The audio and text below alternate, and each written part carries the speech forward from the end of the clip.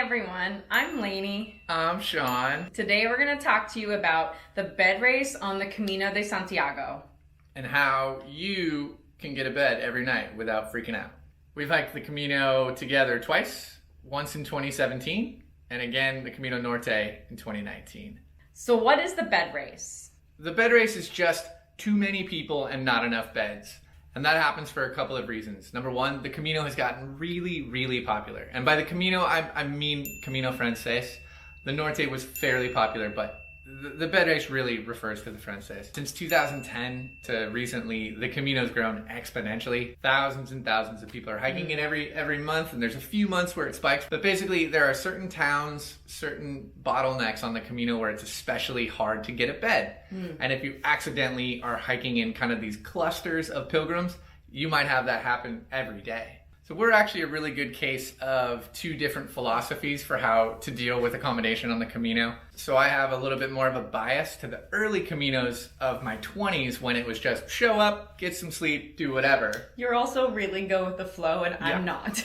I love to plan. I really don't like getting to a town and having to knock on different doors and figure out where to stay when I'm tired and cranky and just want a shower and something to eat. So everyone has their different needs, and it's good to find a balance between that. When should you book ahead and when should you wing it and just see if what the Camino provides? So how do we avoid the bed race and find a balance between anxiety and not a care in the world? And a lot of it has to do with knowing a little bit about how the albergues work. Yes. And the towns that you're going to. So there are essentially three types of albergues that you can stay at on any Camino. They are the donativo, a municipal, or a private albergue, or other sort of casa rural type of establishment. The main difference between these three is the donativos are on a donation-based rate. The municipals are strictly for pilgrims. You can't stay there without your pilgrim passport. You can only stay one night. And those two, the donativo and the municipal, do not accept reservations. So you can't technically make a reservation at a donativo or a municipal, 99% of the time, but you can call ahead. There were a bunch of times where we looked up in the app, that one of the municipals had something like 45 beds. We were concerned that we wouldn't have a spot, so I called them around 2 p.m. and confirmed. You can do that. He confirmed there was still space, not that we had a spot. Yeah. If you talk to the hospitaleros, they might be like, oh, there's only, 2 beds left. Or they'll be like, no, we're full. Or they'll be like, oh, what are you talking about? It's just me and one dude in the back popping blisters. Ew. So the third type of albergue is the only type that you can actually make a reservation. And these are private albergues and casa rurals. Those are typically more expensive. They run from 12 euros to 20 euros, depending on what you're getting. They can even go higher than that. Yeah, they can even go higher if they're including breakfast and dinner. And these albergues, though, usually have more amenities, and they're oftentimes smaller than the municipal albergues. Not always, but often. Private albergues often have private rooms available as well, and sometimes you can make reservations for those private rooms or just making reservations for the beds. It's worth noting that you will probably meet people on the Camino, but if you want to stick together with these people, it's a good idea to make a reservation. Usually at a private albergue where you can have a large, 6-person bunk room to yourself or 2 private rooms. That's something that if you have the budget and you're with a larger group, is definitely worth considering. Yeah. Because rocking into the municipal and they only have 3 beds and there's 5 of you, it can get a little uncomfortable. So you're going to meet people, make new friends, or you might get slightly injured and have to slow down, but ultimately your plans will change from today. Those are so different. Yeah, but your plans will change from today to next week. So You might make friends. You might break your foot. Whatever. Tendinitis is really common. Okay. You said them so similar. You might make friends or hurt yourself really badly. But really, if you have a reservation for your entire Camino, you don't get any flexibility. So having some flexibility is useful, and that's where we found this common ground. It's how do you know when to book ahead and when to just wing it? Because this is the way to avoid the bed race. We found 4 reasons to make a reservation. Those 4 reasons are small towns, large gaps between towns, popular places, or bottlenecks, or late arrivals. So a small town means in the guidebook or on your app, the town has maybe 6 beds. And it might be a place you really want to stop. So I always would make sure that we had somewhere to stay so that if we didn't make it and there was no bed, and we wouldn't have to go 10 more kilometers. So doing something like that where you have a very specific small town that you want to see, but it's maybe a municipal or a donativo and you can't make a reservation, you've really just 2 options. You can try to get up early and get there quickly. Which we have done. Yeah, you show up at 11 a.m. and you're just having a short day. If you have the luxury for that, that's the best way to do it. The other way to do it is to make a reservation in the town afterwards.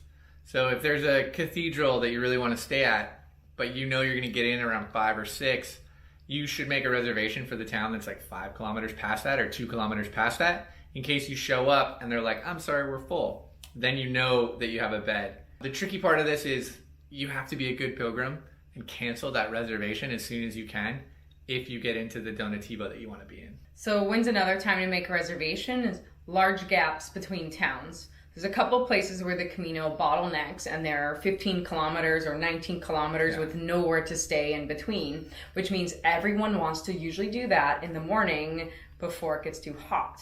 So that means everyone stays at the town before that long stretch. Or there's days, where your only options are to hike 18 kilometers or 44 because for whatever reason there's just not.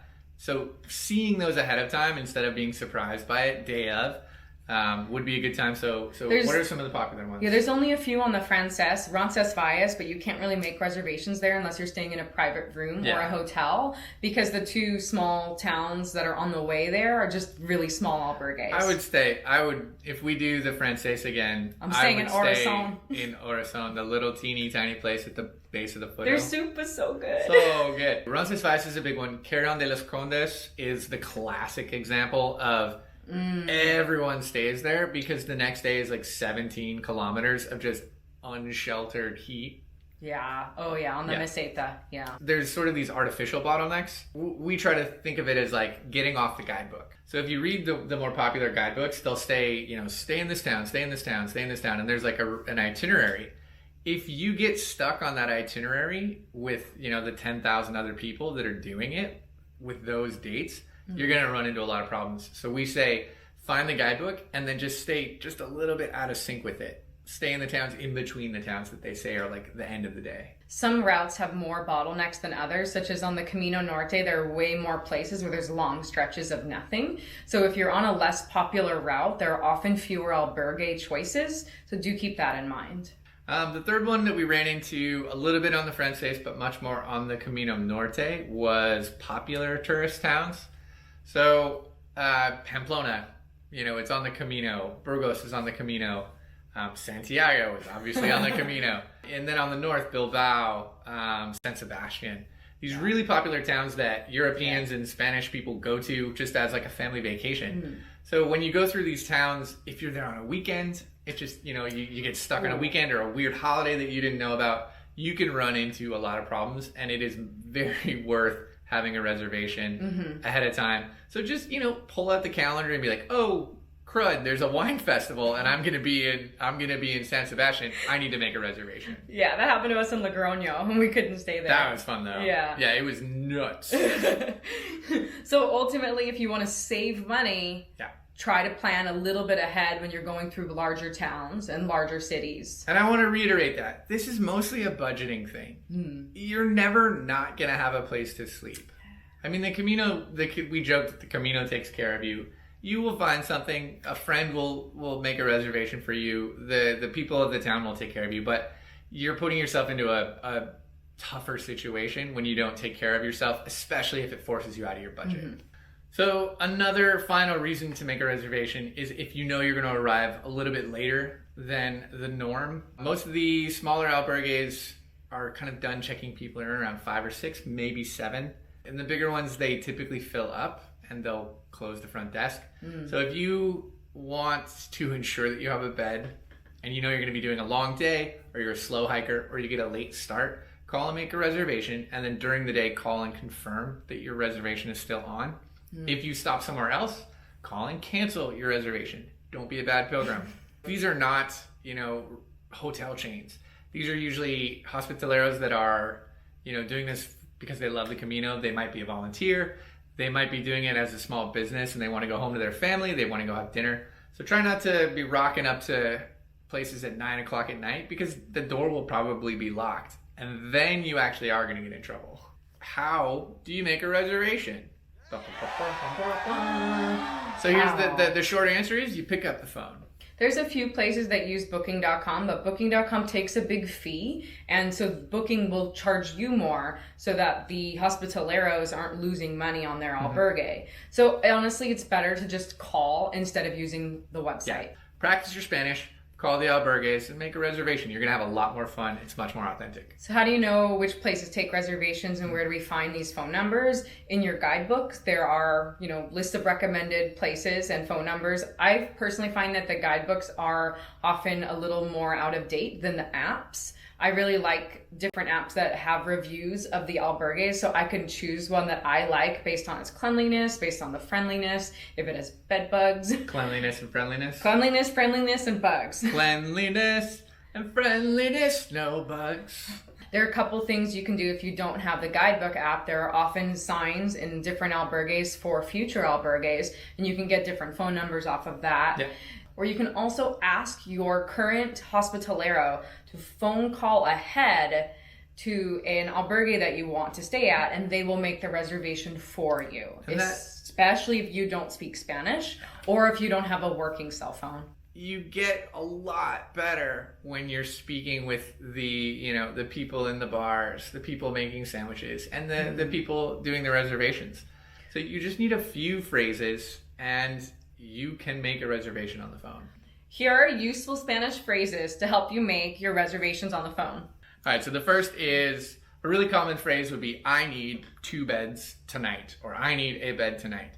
Always start with a greeting. Everyone in Spain is very polite, even on the phone. So you would say, hola buenas, if it's the afternoon, or hola buenos, if it's the morning. Buenos dias is the morning, buenas tardes is the afternoon. Even if it's the evening, buenas. You can just say buenas, you don't have to say buenos dias. Yeah, you don't say dias or tardes. So, hola, buenas. Necesito 2 camas para mañana. I need 2 beds tomorrow. Or we need 2 beds tomorrow. Necesitamos 2 camas para mañana. Yeah, and it doesn't have to be more complicated than that. It can be a literal Google Translate word for word, and you can just say, necesito camas mañana. I need beds tomorrow. Try your best, but don't break your brain if Spanish isn't something that you've studied before. So be polite. Hola, buenas. Hola, buenos. Necesito 1 camas mañana. Necesitamos 2 camas mañana. Knowing some numbers. 1, 2, 3, especially if there's 1, 2, 3 of you. Mm-hmm. Try to end each sentence with porfa.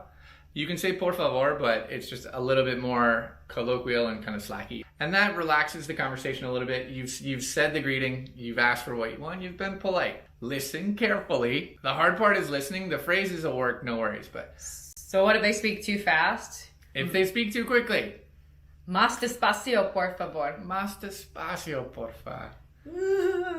Please slow down. So you might need a private room. So how would you ask for a private room instead of a bed? Instead of saying, I need something, you can ask, do you have? Ustedes tienen una habitación privada. That means, do you have a private room?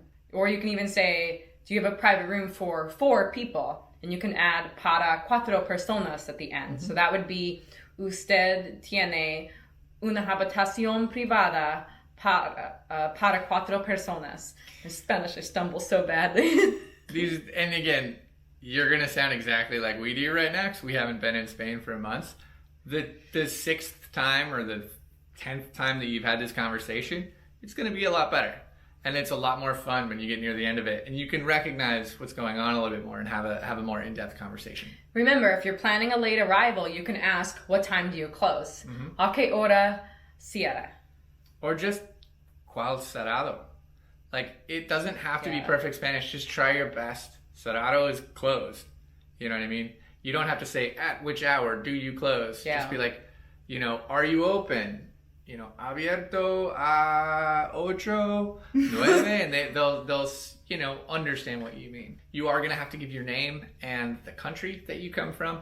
They use this as an identifier. So, mi nombre es Sean. My name, for whatever reason, is just impossible to understand in Europe. He says John. I say John. I don't know why. Sean just kind of bounces off of Spanish ears. And I'll often use my Spanish version, Elena. Yeah, they love Elena. And you also want to know how much does a bed cost, because sometimes the guidebooks are out of date, or maybe it's not even printed in there. So you want to say something like cuánto cuesta, which is how much. Maybe cuánto cuesta una cama, how much for one bed. Cuánto cuesta habitación privada. Google Translate's getting better every year. Practice, practice, practice. Don't be afraid. Call them on the phone. Oh, and the final tip. This is something that if you're like us in the US or Canada, you learn North American Spanish. So give it a little to try to get there. But there's a word that will lubricate every conversation you have, and it's vale. Vale. It's Spanish for yeah. Okay. So anytime I was asked a question on the phone, vale.